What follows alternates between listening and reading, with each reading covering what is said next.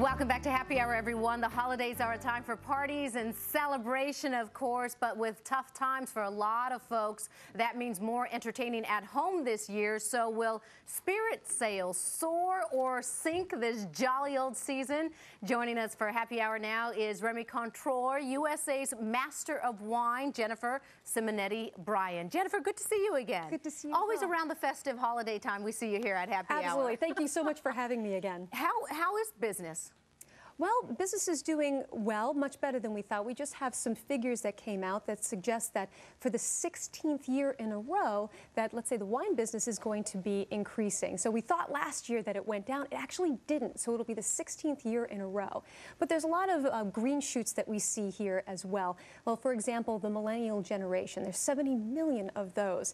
And more of them are becoming legal drinking age every day, up to 34 years old. And they're drinking wine and spirits earlier than the Gen Xers. They're drinking actually in their 20s. Because they can't find a job. Well, no, but you make a very good point. There's been almost a sea change, a shift towards the vodkas, right? I mean, if I'm not mistaken, vodka is the #1 selling spirit across the board. It is. We are seeing a little bit of a dip in vodkas, and actually this season what we're seeing is an uptick in brown spirits. So we're seeing things like, with the show Mad Men. So that seems to bring like a surge of seeing, brown spirits. What is brown spirits, and what does that encompass? Anything that you would see that's been aged in wood. So for example, the Remy Martin cognac, or you see the scotches or bourbons. Those are brown spirits. Even among women? I mean, I can see Eric drinking that, no problem. But yeah, me no, as but well? Absolutely. Do I mix it with cranberry juice or something? No, but you do see some red wine being blended in, and what actually that does, especially during the holiday season, you see red wine being blended in, and what it does, it brings out some of the vanilla tones, toffee, as well as some Christmassy kinds of spices. What about, since it's holidays, people drink champagne. Are they still drinking champagne in a recession?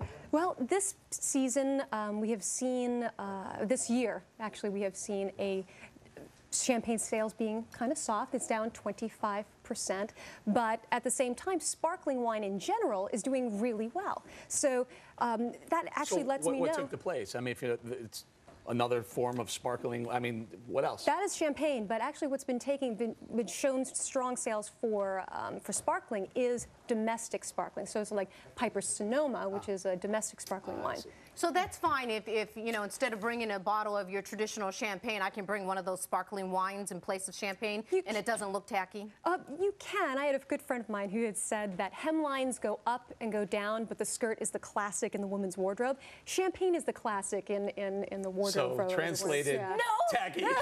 Okay, thank you. What is that high-heeled shoe there? Oh, this is something, one of the things that the champagne producers are doing is something that is creating innovation. So this is a partnership with Christian Louboutin, the famous shoe designer. And what you do, it's really a lot of fun. What you do is you pour champagne in there and you drink from it. So believe it or not, it's so much fun. You really wouldn't believe it. It's very celebratory. Now we have Contrôleur, what's the drink?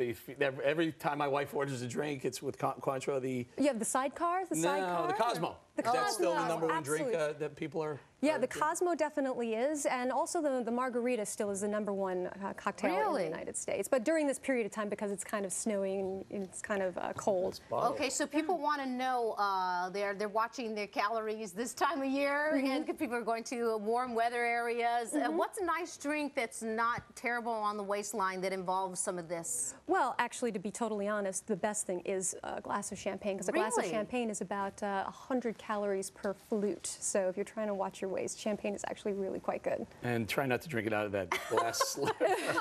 Jennifer Simonetti-Bryan, thanks for joining us on Happy Hour. Thanks for joining us out of the bar. We should be in the bar. I know. Merry Christmas to you as well. Happy New Year. Thank you.